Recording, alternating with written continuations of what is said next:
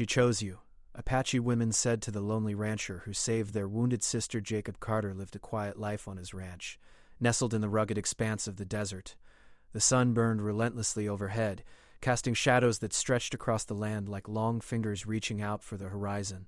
It was a solitary existence, one he had come to appreciate after years of living among people who never truly understood him. A former soldier, now a rancher, Jacob had always found peace in the silence of the desert. The land was harsh, unforgiving, but it was his, and he respected it in return. His days followed a familiar rhythm, fixing fences, tending to his cattle, and ensuring his home was well kept. He lived far from the nearest settlement, and his only company came from the few travelers who occasionally passed through.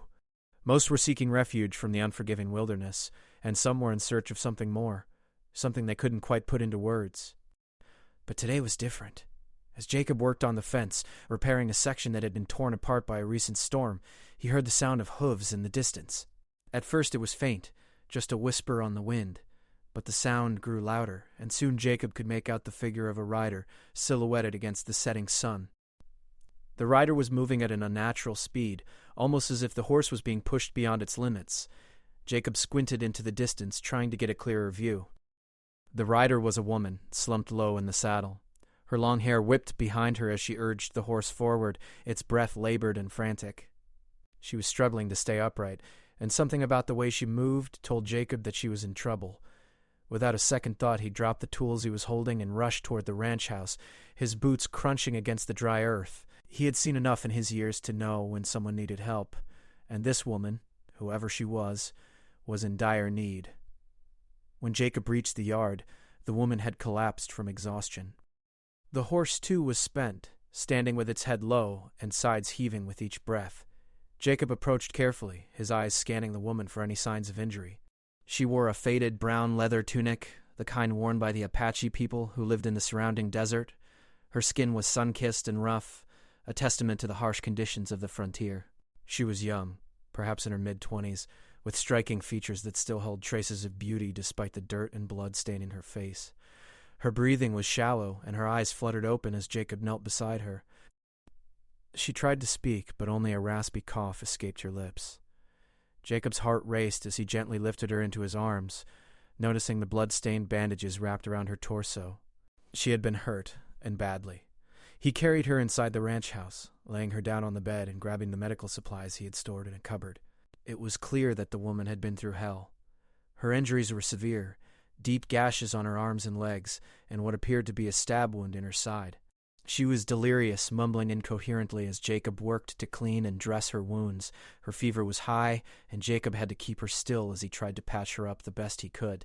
She needed proper care, but he had nothing more than basic supplies at his disposal. He had to keep her alive until she could get the help she needed. As the hours passed, Jacob kept vigil by her side, not daring to leave her alone. He could hear the wind howling outside, a constant reminder of the unforgiving nature of the land. The storm had passed, but the desert was always in flux, ever-changing and unpredictable. Jacob couldn't help but wonder who this woman was and what had brought her to his doorstep in such a state. When the morning sun finally broke through the clouds, casting its golden light across the desert, the woman stirred. Her eyes opened slowly, and she looked around the room in confusion, her body still trembling from the fever. Where am I?" she whispered, her voice weak. Jacob leaned in, his face softening with concern. "You're safe. You're at my ranch. You were hurt." The woman blinked at him, her eyes focusing. "Apache," she said, her voice hoarse. I'm Naomi." "Naomi," Jacob repeated, his voice quiet. "You're safe here for now, but you've been through a lot. You need rest." Naomi closed her eyes for a moment, trying to gather her thoughts. She winced as she shifted in the bed, and Jacob quickly placed a hand on her shoulder to steady her. "I can't stay here long," she said, her voice barely a whisper. "I need to get back to my people." "Your people?" Jacob asked, raising an eyebrow. Naomi nodded weakly. "I'm a scout for the Apache tribe. I was on a mission, but something went wrong. My people are depending on me." Jacob frowned. He knew the Apache people had long been a part of the desert landscape, but he hadn't heard much from them recently. His life had kept him focused on his own world, distant from the politics of others. "Who did this to you?" Jacob asked, though he wasn't sure if Naomi had the strength to answer. She closed her eyes again, her face contorting with pain. The soldiers, mercenaries, they're after something ancient. They'll stop at nothing to get it. Jacob's curiosity was piqued, but he didn't press her further. She was too weak to explain, and the last thing he wanted was to push her too hard. Instead, he sat back in the chair beside the bed, keeping watch over her. "Rest," he said. "We'll figure it out when you're stronger." Naomi nodded faintly, but the worry in her eyes didn't fade. The rancher could sense that she was holding something back, something important. But for now, all he could do was wait. The days that followed Naomi's arrival passed in a quiet, uneasy rhythm. Jacob continued his work on the ranch, though his thoughts often returned to the mysterious woman he had saved. Naomi had recovered somewhat. Her fever had broken, and the bandages Jacob had applied seemed to be holding. But she was still weak, and her silence was heavier than her wounds. She spent most of her time resting, but Jacob could tell there was something on her mind. She rarely spoke of her past, but there was an unmistakable tension in her eyes, as though she was waiting for something. Jacob had seen this kind of quiet resolve before, back during his days in the military, when soldiers would return from a mission, their minds haunted by what they had experienced. Naomi was no different, but Jacob knew better than to push. He had learned long ago that some things could not be forced out, no matter how much curiosity gnawed at him. On the third day, as the sun began to dip behind the horizon, Jacob's solitude was broken. He was standing by the barn, finishing his work on the fence, when he heard the unmistakable sound of horses approaching. At first it seemed like an ordinary group of travelers, but as the riders came closer, Jacob saw them. Apache women, dressed in weathered leathers and adorned with beads and feathers. They moved with purpose, their faces hard and unyielding. There were 5 of them, each riding a sturdy, battle-worn horse, and each carrying weapons in plain sight. Jacob's heart quickened. He had heard stories about Apache warriors, their skills in battle legendary. The women who arrived on his land looked every bit the part, their presence both intimidating and awe-inspiring. But it was the woman at the front of the group who caught his attention, Naomi's sister, the leader. The woman dismounted with fluid grace, her boots hitting the ground softly but with purpose. She was tall, with sharp features and eyes that seemed to pierce straight through Jacob. Her long black hair was tied back in a tight braid, and she carried herself with the kind of confidence that came from years of surviving in the harshest conditions. She stepped forward, and the others followed suit, surrounding Jacob's ranch as if they had arrived to claim it. "Are you Jacob Carter?" the woman asked, her voice firm but not unkind. It was a voice that demanded respect, and it was clear she was used to being obeyed. Jacob swallowed and nodded. "I am." "And you are?" "My name is Tala," she said, her eyes narrowing slightly as she studied him. "Naomi is my sister. We came to thank you for saving her." Jacob shifted on his feet, unsure of what to say. He hadn't expected anyone else to come, let alone an entire group of Apache women. He felt the weight of their eyes on him, as though they were assessing him, trying to decide whether he was a friend or a threat. "Naomi is resting inside," Jacob said, gesturing toward the house. "She's still recovering." Tala didn't respond right away. Instead, she simply nodded and turned toward the others, signaling them to wait. The other women stood still, their eyes scanning the area, clearly alert to any danger. There was no mistaking their readiness. They were warriors, and they had come for more than just gratitude. "Are you the only one here?" Tala asked, her voice quieter now, as she walked alongside Jacob toward the house. "I am," Jacob replied. "I've been living here alone for a few years now. Just me and the land." Tala's eyes softened just slightly. "You have chosen a life of solitude." Jacob nodded, a hint of bitterness in his tone. "It wasn't by choice. I've just never been good with people. The land, though, it's been kind to me." Tala considered this for a moment, her gaze drifting out toward the horizon. "The land is kind to those who respect it, but it is not kind to those who seek to control it." Jacob glanced at her, his brow furrowing. "What do you mean by that?" Tala stopped walking, her eyes locking with his. "There are others who seek to take what belongs here. Not just the land, but something much more powerful, something hidden beneath it." Jacob's curiosity was piqued, but before he could ask further questions, Tala raised her hand, signaling the others to come forward. They moved as one, their movements synchronized. 2 of the women went to the barn, where they began tending to the horses, while the other 3 entered the house. Jacob felt the weight of their presence behind him, but he didn't turn around. He was aware that they were sizing him up, but he had no idea what kind of test they were giving him. Inside, Naomi was sitting up in bed, her eyes slightly narrowed as she watched her sisters enter. Tala stepped forward and knelt beside her, speaking in a language Jacob didn't understand. Naomi responded weakly, but there was a quiet strength in her voice, a sense of calm that reassured Jacob. Tala turned to Jacob, her expression softening ever so slightly. Naomi speaks highly of you. You have saved her life, and for that, we owe you our gratitude. Jacob shifted uncomfortably, but gave a nod of acknowledgement. I didn't do much. Just helped her get back on her feet. Tala's gaze was intense, but there was something in it, a flicker of understanding. It is not often that outsiders show such kindness to our people. Most would have turned their backs. I'm not most people, Jacob replied, his voice steady. Tala stood up and looked toward the window, her eyes scanning the horizon once more. You will soon understand why your kindness will not go unnoticed. We have been watching the land for some time. There is something here, something the world will try to take, and we cannot allow that. Jacob's confusion deepened. What do you mean? What are you talking about? Naomi, now fully awake, spoke for the first time since her recovery. Her voice was stronger, and there was a fierce determination behind her words. The land holds something ancient, something that, if it falls into the wrong hands, could destroy everything. Tala nodded. And we will do whatever it takes to keep it safe. Jacob looked between the two Apache women, the weight of their words settling heavily on his chest.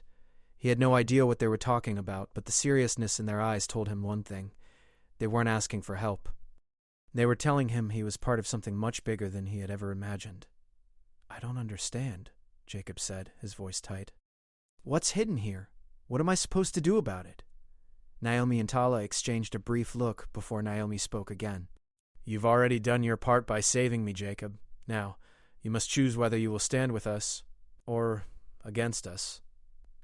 The days after Naomi's revelation were filled with tension. Jacob could feel it in the air. Something had shifted. The Apache women, though grateful for his help, were not just visitors. They were protectors, and their mission was clear. Jacob's ranch, a quiet plot of land he had worked for years in isolation, was now a place of interest to those who sought to control the ancient power that lay hidden beneath the earth. And Jacob had been swept into it whether he wanted to be or not.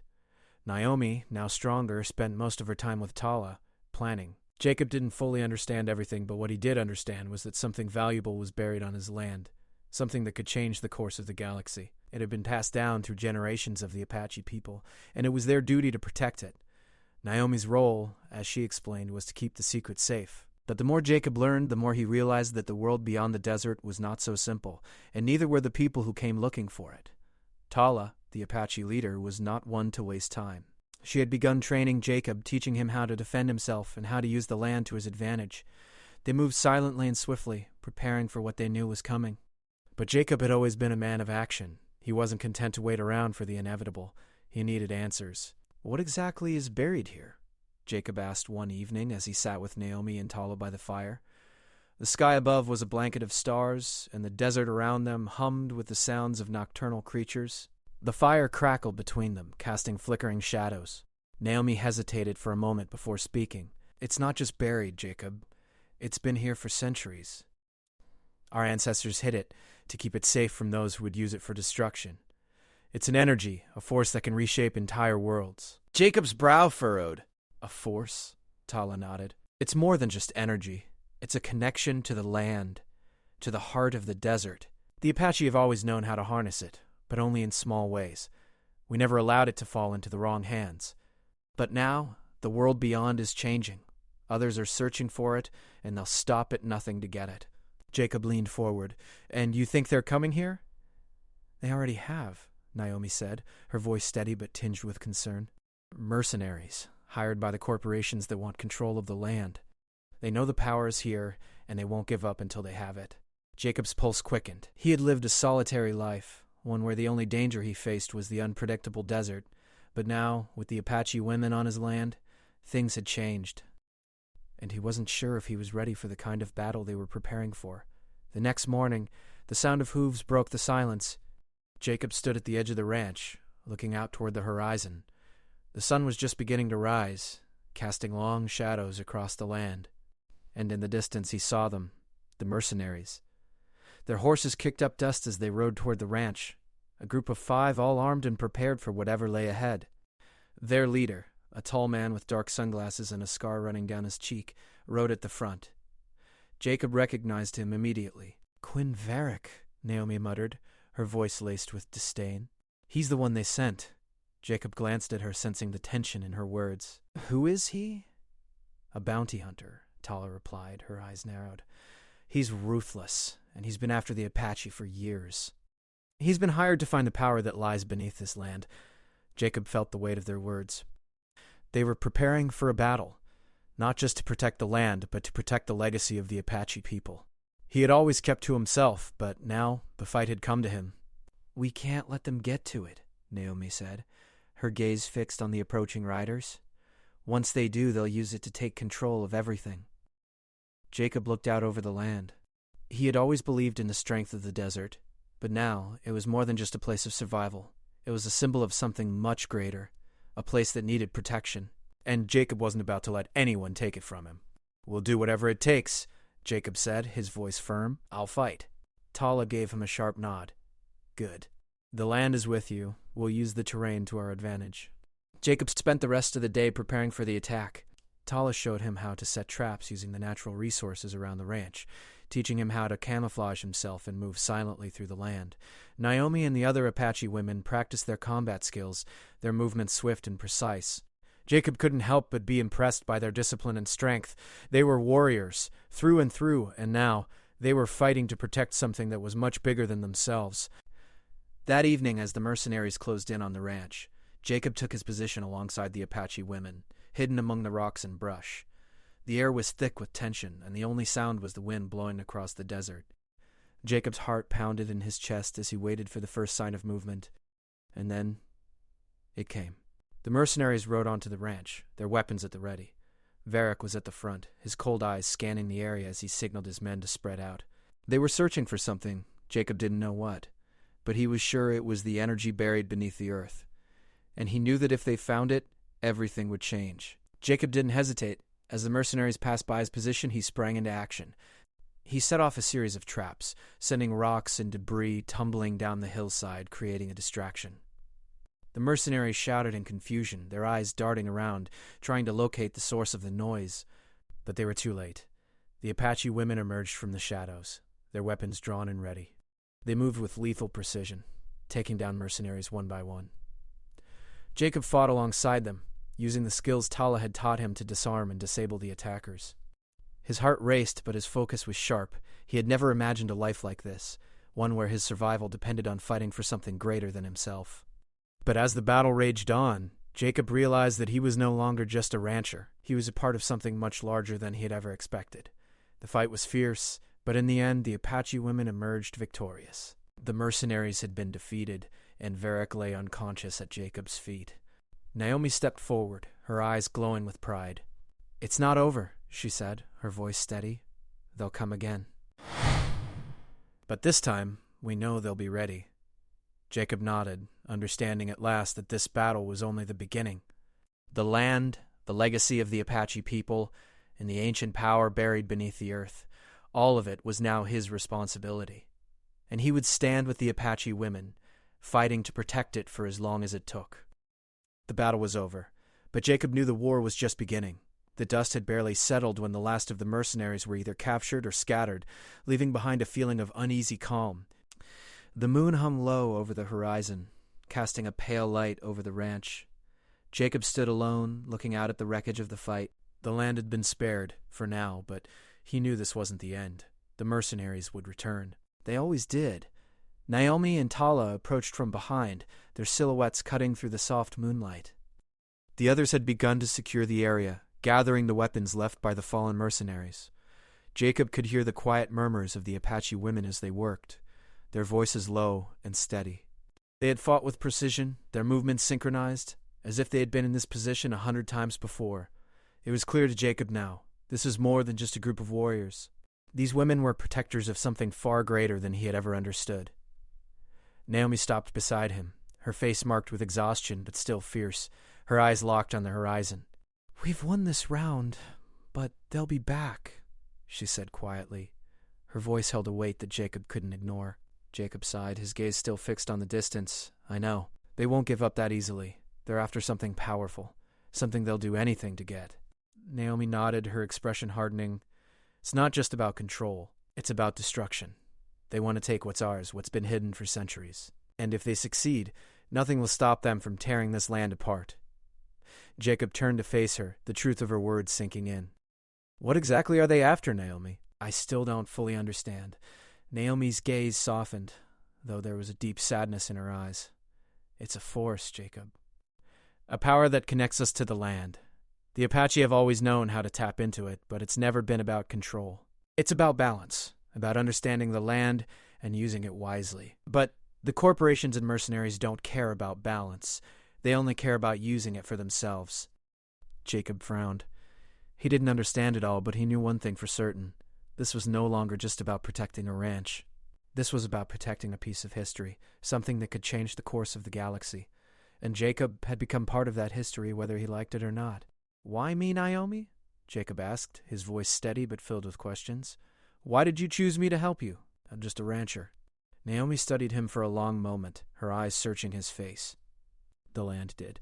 You've always been connected to it, even when you didn't realize it. It's why you've lasted here so long. You didn't come for power, for wealth, or to control anything. You came because you respected the land. That's what makes you different from the others. Jacob felt a wave of uncertainty wash over him. He had always thought of himself as a man of simple needs. The land, his cattle, his quiet life, those were the things that mattered to him. But now, he was part of something much bigger, something dangerous, something that could change everything. What do I do now? Jacob asked, his voice low.